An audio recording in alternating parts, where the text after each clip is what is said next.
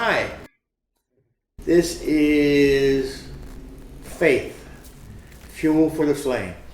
It's a podcast that I started along with Roberto, who's in the background here, to discuss with individuals and you the meaning of faith and what it does and what it brings to our relationship with God, which is what we all, hopefully, are aiming for. Even those people who claim they're not, it's there. It's there. And I believe the faith, your amount of faith, how strong it is, how weak it is, determines your journey with God. Can you improve it? Can you help it? Can He improve it? Can He help it? And I think it's the cornerstone for your relationship. And today we have Dr. Barry Bupp, a local dentist, a runner extraordinaire, and a man of God. And we brought him in here today to discuss his belief in faith, because mine is often up and down. And I appreciate people who seem to be able to keep it hardcore straight and moving forward.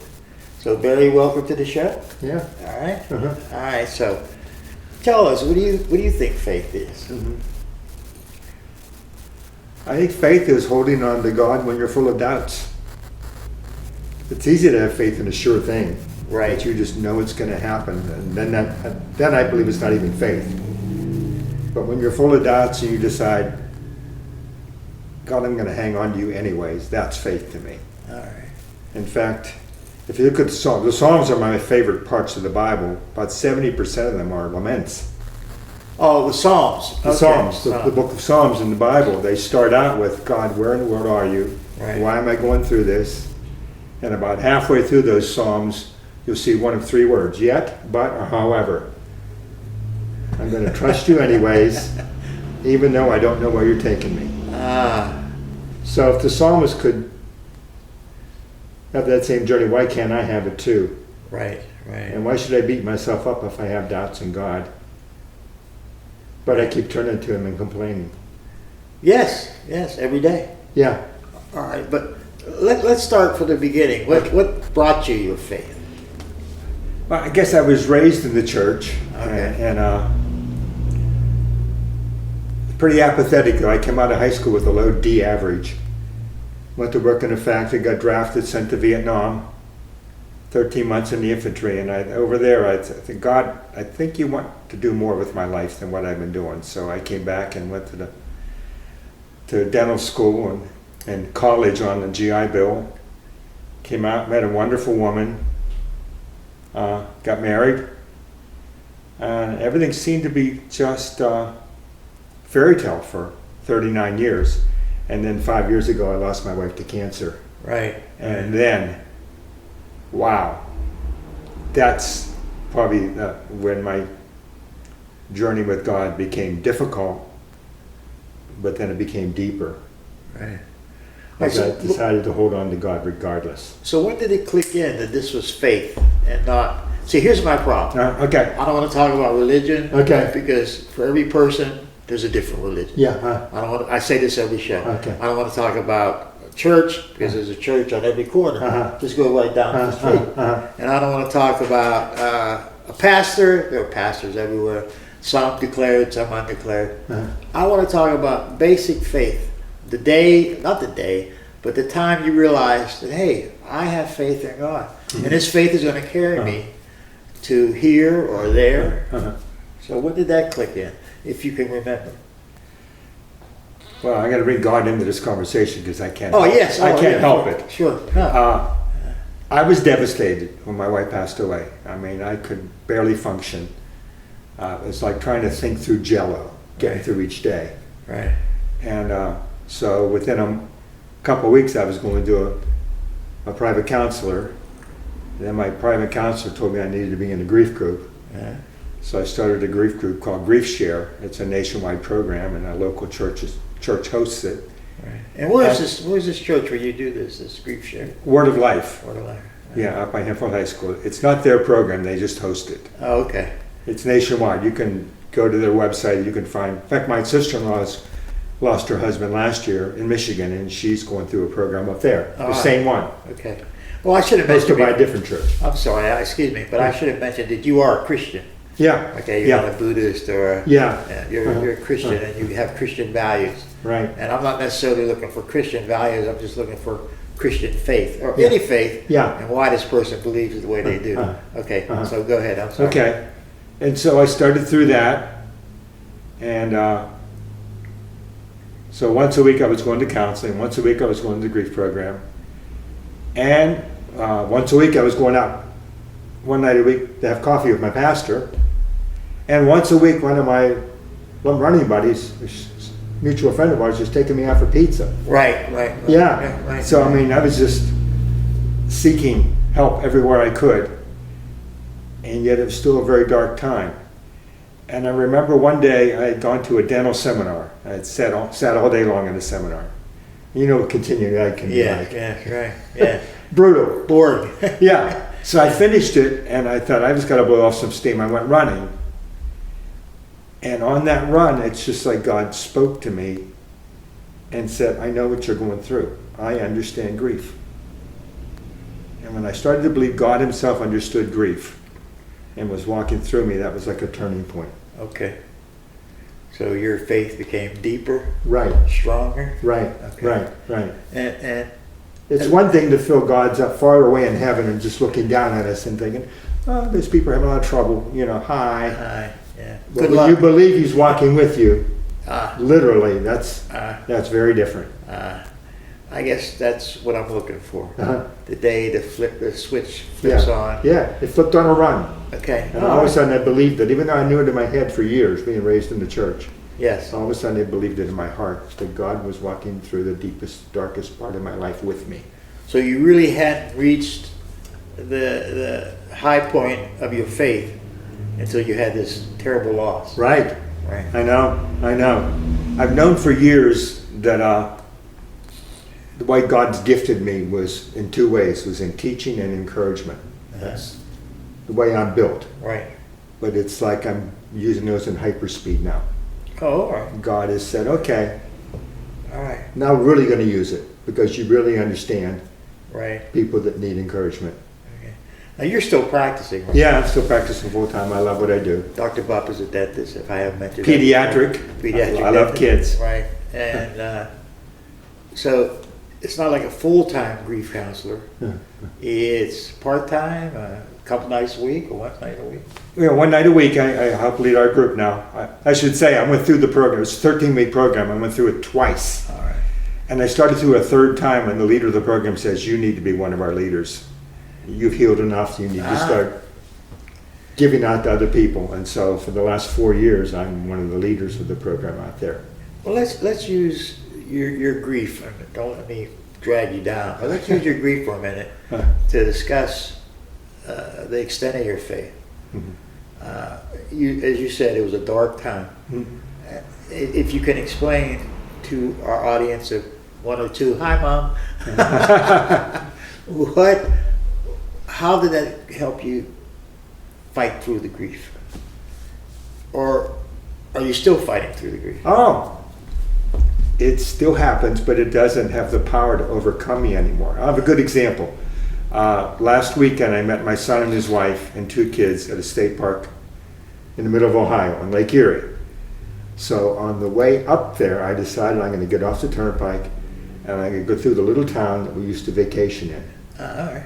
And I went by and saw where we used to stay with our kids. And that took me back to those wonderful days with my wife. And it hurt, but it made me happy too. Whereas in the past, all it would have been is hurt. Hurt.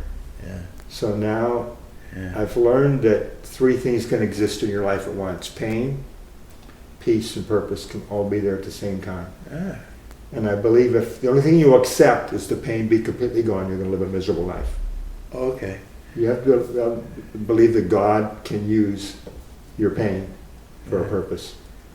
Can you quantify faith? Sure. Can you say, I'm 100% sure, I'm 50% sure? See, I I use this example all the time. As a child, I believed totally there was a God. Uh-huh. I believed totally Jesus was his son. Uh-huh. I believed totally that he loved me Mhm. and that he would take care of me.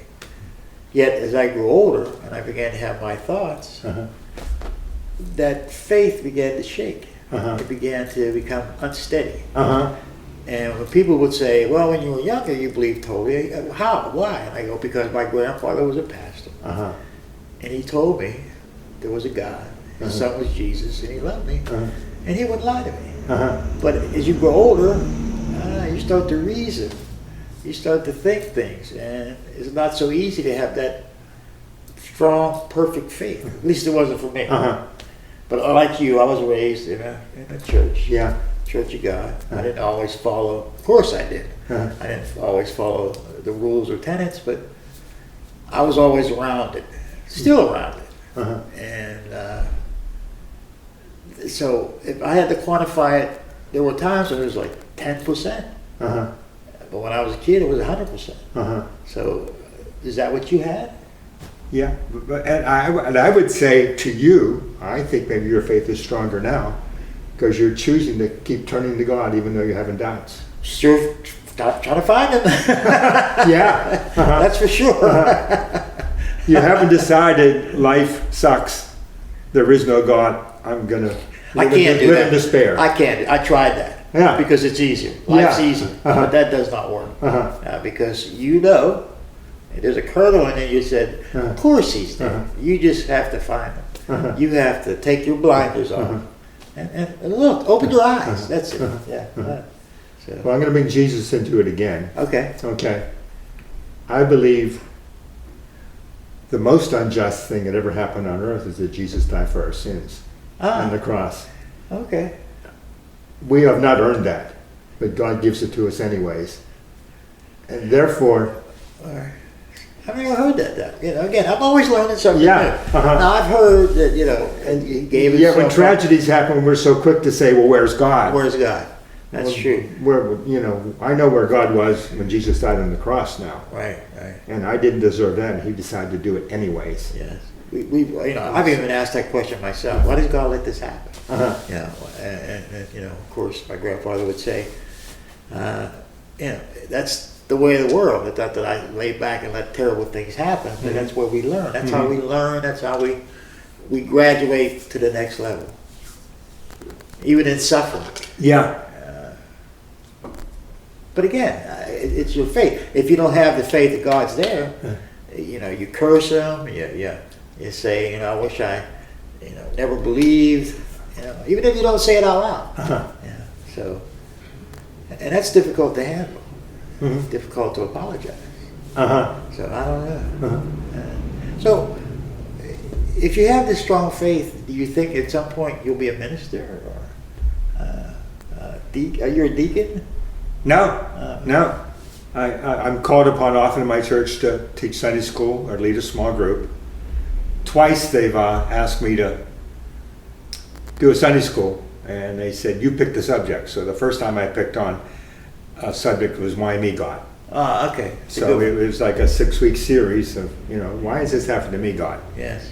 And the second time I picked one was So on where do we gain our identity from?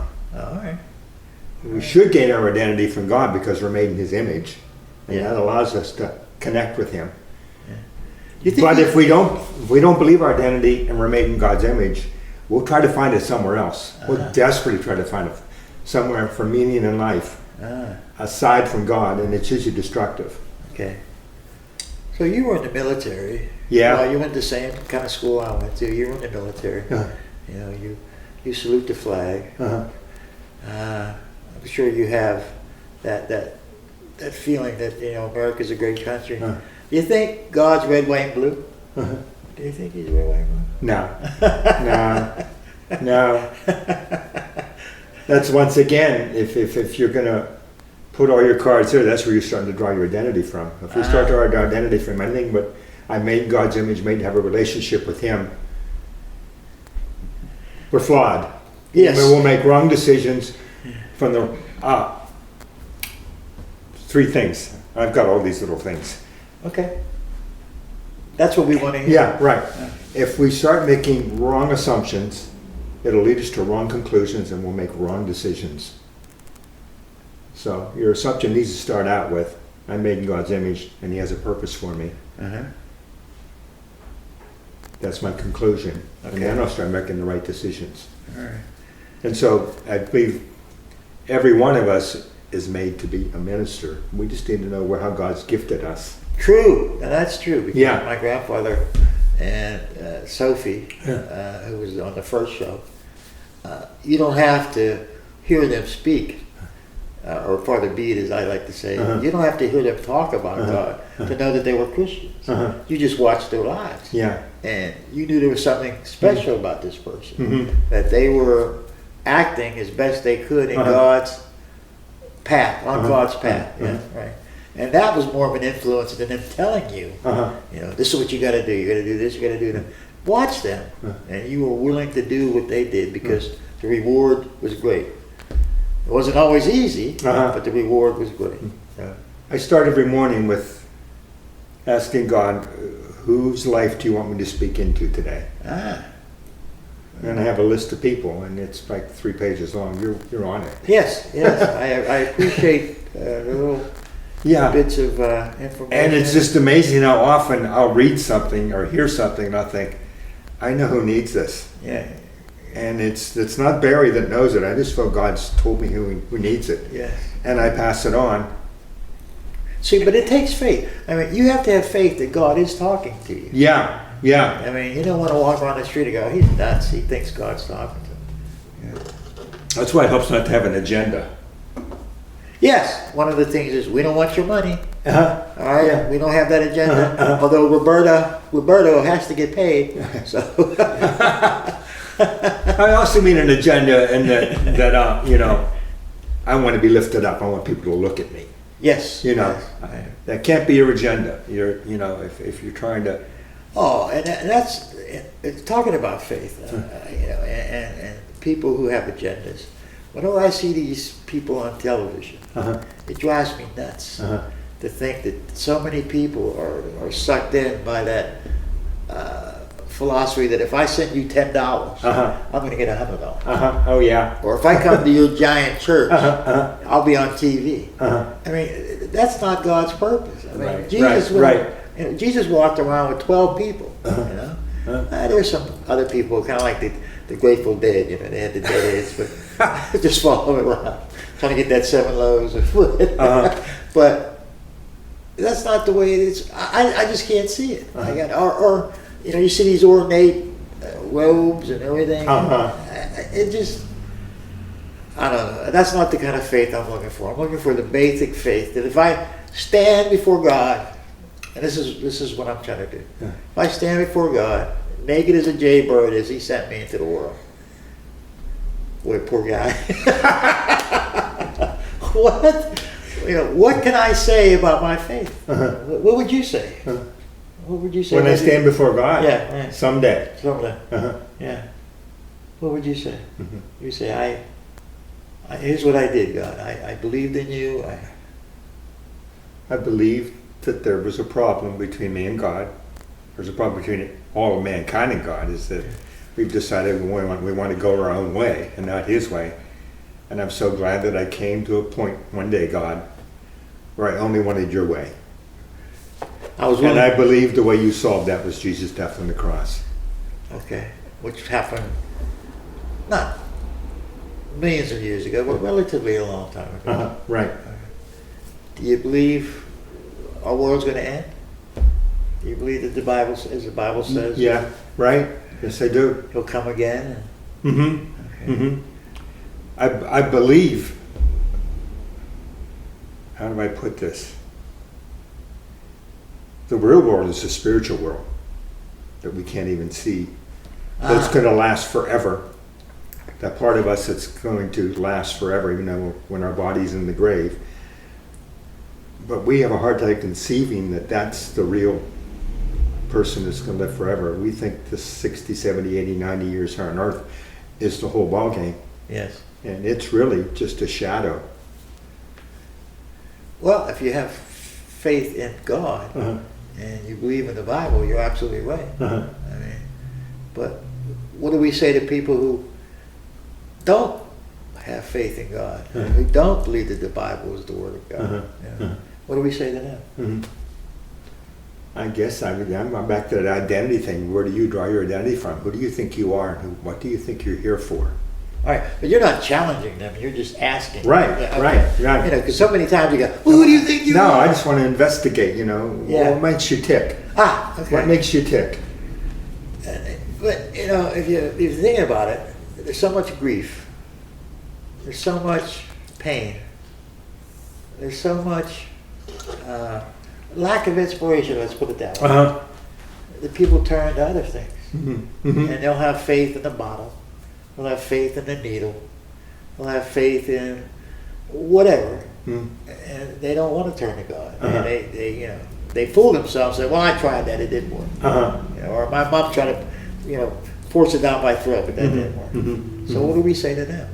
You know, how do we make them believe that little kernel in their heart that says God, God, God? I think you just share your own story. This is where I perfect. finally found peace. Perfect. And I finally found purpose. Perfect.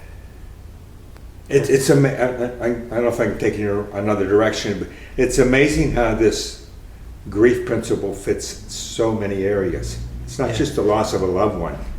And the pandemic has made it like explode, where people have lost normal and they're grieving. Yes. In the midst of this pandemic, my son sent me an article from a secular magazine, and all it said was, "That thing you're feeling is grief." That was the title of it. And it went into, what you're feeling is grief because you've lost normal. Right. And we don't know when we're going to get it back. If ever. Yeah. Yeah. And so many times in my office, I've had parents who knew I lost my wife ask me, "How you doing, Dr. Bupp?" And I honestly tell them. I tell them about my struggle and everything. And then I've said to them, I said it so often, I said, "How about you? Has life turned out like you thought it would?" And I've had a couple months burst into tears. Yes. Everyone's going to experience that at some time in their life, I think, where life's not quite turning out like I thought it would. Right. And then that's when your faith gets tested. Yeah. Wherever you are, Right. or where you were before, all of a sudden you're going to make a decision. Am I going to say, "Yet, but however, God, I'm going to follow you," like the psalmist? Yeah. Oh, yeah. I tell people in my grief group, I said, "Why don't you just write your own psalm and be as brutal as you want?" Yeah.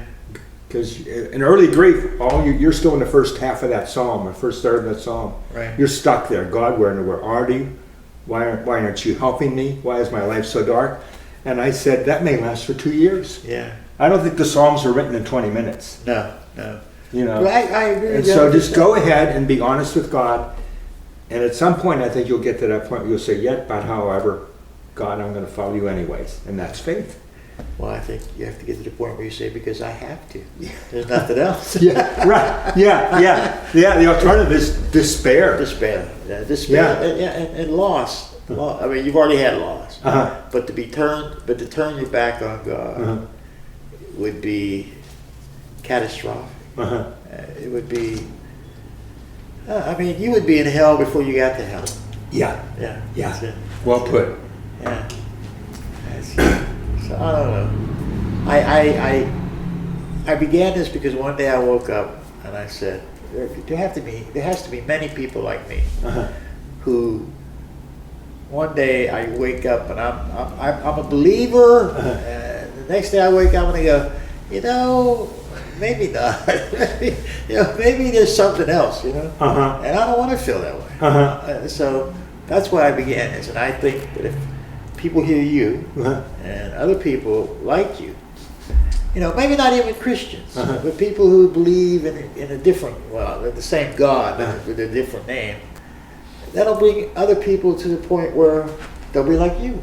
They'll have reached the point where they go, no, there may be ands, ifs, and buts, but I'm going to follow you anyway. And I think that'll be really important in their journey with God and Jesus. Although, if you doubt God, Jesus is even more, iffy. My question, and you don't have to answer this, but my question is, if he really is the Messiah, why don't the Jews believe it? What's the story with that? I used to ask my grandfather that. He always laughed. He would always just laugh. He goes, oh, he would call me KJ. He goes, KJ, oh, you asked the wrong questions. The question is not whether the Jews believe it. The question is if you believe it. Yeah. Right. Yeah. So, Your grandfather was a man of wisdom, it sounds like. yeah, he's a pastor for a long time. Yeah.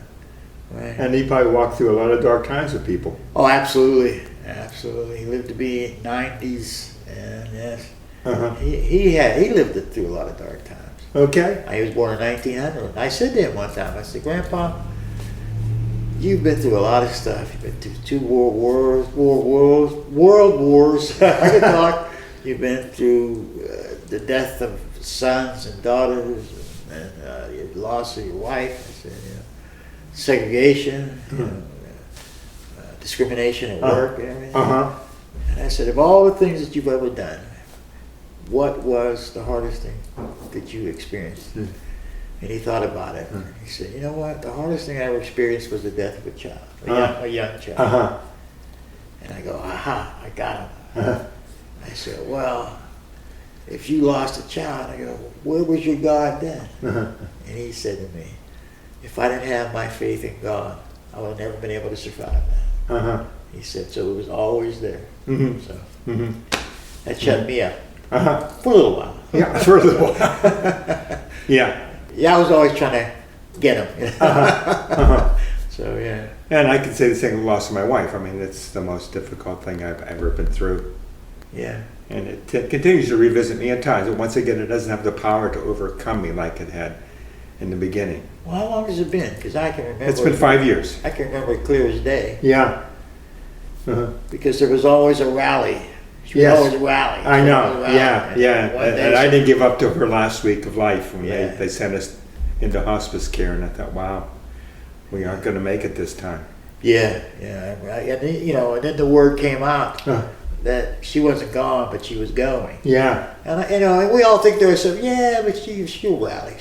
Right. But then we got the word that she didn't, and it was quite a loss. So, right. By fact, I still get chills thinking about it. And I'll never forget the Vespa. Her scooter at the funeral home. At the funeral home. Right. Yeah, it's still in my garage. My daughter wants it. Someday she's going to come take it. I'm not allowed to sell it. That was an original. Who needs a picture when you get Yeah. I bought her that Vespa when she was first diagnosed with cancer. Okay. And she first went into remission. It was like her Make-A-Wish. Oh, yeah. I financed it. Because she loved Vespa scooters. She always watched them and saw them, and I thought, going to buy you one. And so she rode it for like 4 years until, the last time she didn't go into remission. Right, but as positive as she was, as cheerful as she was, she had to be on the same path you were. She was a Christian as well. Yes, right, yeah. Right, and to suffer as much as she suffered, and yet still maintain her faith, her belief, had to be pretty inspirational to people. Right. Yeah. She did fight. So what happens now? What happens with you now as you go forward in your faith? Does it go stronger every day, or does it stay stable, even? I don't know if this sounds weird. I fear sometimes that is God just one of these days going to quit using me? Because it energizes me whenever I get one of those feelings, this person needs to hear this. Okay. One of our common friends lost her son a couple of years ago. Yes. Okay. Yeah. And just every once in a while I know what she needs because I know what I went through. And I'll send it to her and she'll say, I can't believe, Barry, you sent it to me. It's just what I needed today. So that's really like, God, you're using this. Yes. You're using this. And then what if God just quits, doesn't give me that feeling anymore? Then how am I going to... What purpose? What purpose do I have? Yeah, right. So just day by day, I just count on God. Well, that's it. That's what faith I is. want to be in the center of the will of God, but I think you'd like to be in the center of the will of God a day at a time or a moment at a time. Moment at a time. I can't get ready to be in the center of the will of God next week Yeah. because next week's not here yet. I need to make a decision today. Okay, God, I want to be exactly who you want me to be today. Day, night now, right now. Right. Because we all want to get ready to do something in the future. Oh yeah. Yeah. Right. Yeah. Like in our running experiences, Yeah. if you have a big race coming up, you start to prepare for it. Yeah. Because then I want to be the best runner that day. Well, You keep going, Bill. yeah. I think that's a reward. You keep going. Yeah. That's good. Yeah. So, but as of God, in your faith, do you think, all right, it goes back to man's will, man's free will Uh-huh. versus God's plan. Yeah. All right. Okay. So, what does your faith figure in? Well, how do you feel about that? Uh-huh. And then how does your faith figure in those two, to be opposing factions? Or are they hand in hand? Hmm. Yeah, because that's always one of those mysteries. Mhm. Is this my will? Am I doing this because I feel like it? Uh-huh. Or is it God's will and God's plan? Uh-huh. I think God is amazingly creative in even using our mistakes. Because we could beat ourselves up about the mistakes we've made Oh yeah. and feel we've changed our life forever to the negative. Oh, and yeah. then God delights in saying, I'm going to use that. Just wait and see how I'm going to use that. Someone's going to come across your path that's done the same thing as you, and you're going to tell them, life's not over. It's okay. It's okay. Yeah. He's still there. He's still there, right. Still Yeah. wants to use you. Uh-huh. Okay. I don't think we can blow it bad enough that God says, well, I can't use you anymore. I'm done with you. We can't blow it bad enough. We think we can. And, and if we believe there's a Satan too, I think Satan loves to rub our nose in it and say, you have ruined your life. I'm glad you mentioned him.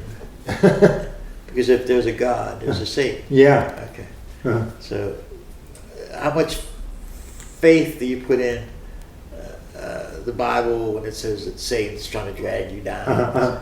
Do you feel that way, or do you think we're doing a good enough job? I'm sure we do a good enough job on our own. So I don't know. But, if there is a Satan, and I believe there is, I think he can place things in our pathway Oh yeah. that are our weak spots. Oh yeah. Oh yeah. And Well, I wish he didn't know my weak spots, but I think he does. And so, and I bet he knows yours too. Oh, absolutely. Absolutely. I think I telegrammed him directly. But once again, I think if I start every day, God, how can you use me today? I'm in the center of his will at that moment. And if I can keep that focus through the day, I won't get sidetracked as easily. I think that's a pretty powerful message in itself. That every day you start off with a prayer to God, Yeah. and you say, "Use me, Uh-huh. take what I am, Uh-huh. and use me. Not something I want to be or I think I am. Like everybody. Some people think like they're the greatest pastor that ever walked the earth. Or that they walk with God. It's not necessarily true, but they think they do. I think we're almost at our best when we're being vulnerable to people and letting them know, well, my walk is not perfect, but I'm choosing to do it anyways. Right. Yeah, you start off with that. That seems to be a consistent theme. One of my favorite sayings on Monday Night Football when I was a kid was Whoa, I can't wait to hear this one. Danny Don Meredith said to Howard Cosell once. He goes, "If ifs and buts were candy and nuts, we'd all have a Merry Christmas." Because Howard Cosell was going, if they had only caught that pass, if they had only caught that ball. Okay. He said, if ifs and buts were candy and nuts, we all have, and that's kind of what you're saying. Uh-huh. God, if I was better prepared, God, if I was this and this, but use me anyway. Uh-huh. And so maybe we will have a Merry Christmas, Uh-huh. which probably wasn't on December 25th. Uh-huh. Anyway. Right. Just kidding, folks. Yeah. So, Barry, if you were going to give anybody advice on faith, not creed, belief, or religion, or manifesto, what would you tell them? I guess I would ask them to consider if there is life beyond the grave, And if there's life beyond the grave, we only need to investigate it and say to God, how can I best approach life knowing there is life beyond the grave? Right. And I believe if you're open with God, and God, I really want to know what eternity's all about. The Bible says he was not willing that any should perish, but all should come to repentance and life. So if that's really God's attitude, then I believe he'll reveal himself at some point in your life. Every day or once? I think you'll come to a crisis where you'll decide, I want to follow you, God. I want my life to have meaning. So where do you see him? Do you see him in everything? I mean, do you see God? You know, because I see people. They go, "Well, the sun came out today. It was a beautiful sunrise, and I saw God." Yeah, I guess I see it everywhere. I see it in nature. I see it in the universe, and I see it all the way down to DNA. Right. Okay. My son's a geneticist, so that's what he works with every day. And the structure of our DNA molecule is just amazing. It's so complex. Good point, folks. That's one of the things when I said kernel in your chest or heart that says there's a God. I think it's actually in our DNA. I think we're denying ourselves when we say there's no God. And we don't have any faith. But it's in every little DNA molecule there's something about God. I know they're still investigating our DNA, and when it was first mapped back in like 2001, the Human Genome Project happened, they thought 80% of our DNA was junk that hadn't evolved yet. Now they're finding that 80% is all full of intelligent information. And I wonder if they're going to find something someday that, wait a minute, no other animal has this. And that's the part of us that's made in the image of God. Okay. It could actually be a physical way we're made in the image of God. Wow. Could be. That would be powerful. Yeah. That would shut a lot of people up. Yeah. You want proof? Here's the Right. Yeah. Chart. Yeah. Like you're in school. You remember those charts? Oh, yeah. Oh, they were terrible. Remember blackboards too? Oh, yeah. That sound. Oh, blackboard. Here's the funniest thing about blackboards. Why do they always have that musical clef at the top? Why? Why? I guess because once a week, that music teacher come into the room. Oh man! I'd say kids don't even know what we're talking about. They have a computer, right? Every kid has a computer. Right. Yeah. Blackboard. What's that? Yeah. Well, folks, the whole thing about faith is, as you can see, Dr. Bupp has it. I have a little, and I'm looking for a lot. Because I have found that when my faith is strongest, life is better. But it seems to go hand in hand when my faith is weak. Things are pretty rocky, real rocky. So I hope to bring on people like Dr. Bupp to influence me and you that faith is very real. And that faith will lead you on your path toward God. So here we go. Another episode of Faith, Fuel for the what, Roberta? Flame. Podcast. So thanks, Barry, for coming in. Okay, buddy. Great talking to you. All right. Thanks, Roberto. All right. Goodbye, folks. See you next time. All right.